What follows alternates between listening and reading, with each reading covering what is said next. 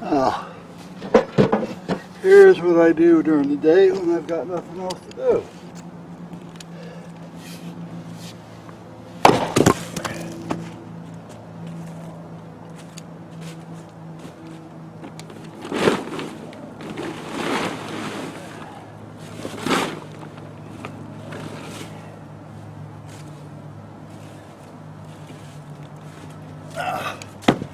This one may be a pain in the ass because it's got a knot in it.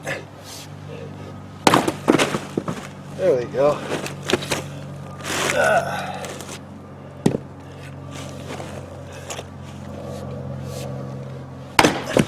The old 8-pound sludge works out real good.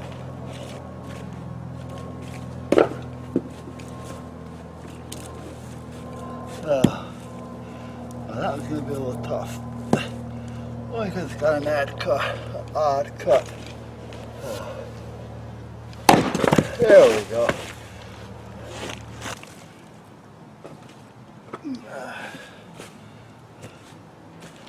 I try to get at least 2 days worth of wood split at a time. And as long as the weather's good, what the hell.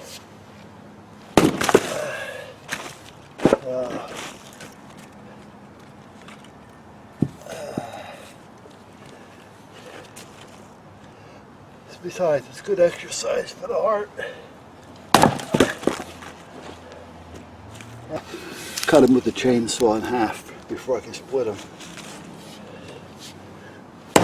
Ah, this is going to be difficult. There you go. So, alright.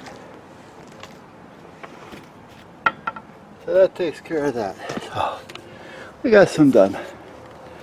That'll last me with that, which is seasoned, some of these old pallets that I have, and that, which is really not seasoned.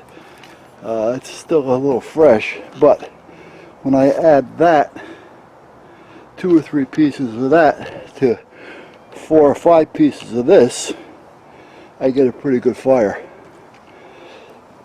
Plus I'll send this one in whole with the split in it. And I'll send these in whole. I don't have to split these. Those will burn whole because I put them right inside this outdoor furnace that I made. So what happens is I fill this old oil tank up with wood, get it going nice and hot. It heats up the outer chamber, which is bricked in around it.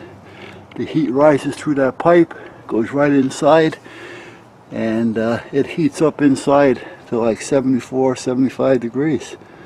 So I mean, it works. It heats up that whole garage, and half that garage hasn't got insulation in it.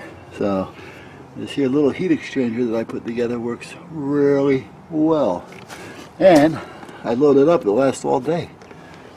So I use all this other scrap wood along with some of the seasoned wood to get that started. Now that's all seasoned under there because I took that all down off that mountain up there a couple months back. And this next year will be seasoned. So whatever new stuff I get, if we're still here next fall, I'll have that to burn with this. So then I won't have any splitting to do unless I take down a few more trees or a few more trees fall down, whichever comes first. So, hi guys. Now they're going to go over there and mark their wood, and they may even take a piece with them and walk around the yard with it. So, but other than that, that's where we're at. So, yeah. So it helps keep this garage real. Oh, you guys are playing? Helps keep that garage real warm. And I just getting ready to burn these two, and I said, wait a minute, I can use those 2 pieces because they got the cutout in it, so I can actually put a shelf in there. And I need a bookshelf, so I can use these to build a bookshelf. Let me get my saw, because I was using the skill saw to cut up those pallets. Now I come out here with the chainsaw tomorrow, and I'll shorten some of those logs so that I can split them with the axe and we'll be all set. Now, we had a log splitter, but I sold it because we were supposed to be moving. There was a big gas one, I mean, like a 32 ton. Here, let me turn this down and off. There. So, and then we decided to stay here for another year or so. So now I'm splitting by hand because it really isn't worth buying another log splitter to split a few core of wood. Now when I can do it by hand and the exercise, you know, because it is good exercise. You know, it gets the old blood pumping, the lungs pumping. It works out very well.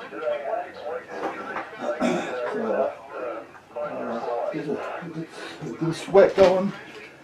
And like I say, that's where it comes in over there. And when I turn the fan on, I put the timer on, it heats up this whole garage. Now I do have a furnace up front, but most of the time that doesn't even turn on with this on, because right now it's not on. And it's set at 64 degrees.